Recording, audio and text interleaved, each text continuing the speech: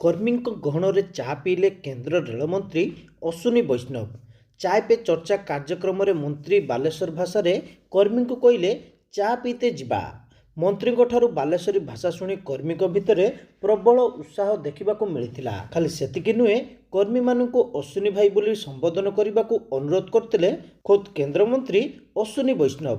ବାଲେଶ୍ୱର ସହରର ଗାନ୍ଧୀ ସ୍ମୃତି ଭବନ ନିକଟରେ ବିଜୟ ଚାହା ଦୋକାନରେ ସେ ଚାୟ ପେ ଚର୍ଚ୍ଚା କାର୍ଯ୍ୟକ୍ରମରେ ଚା ପିଇ ଡିଜିଟାଲ ପେମେଣ୍ଟ ମାଧ୍ୟମରେ ପେମେଣ୍ଟ କରିଥିଲେ।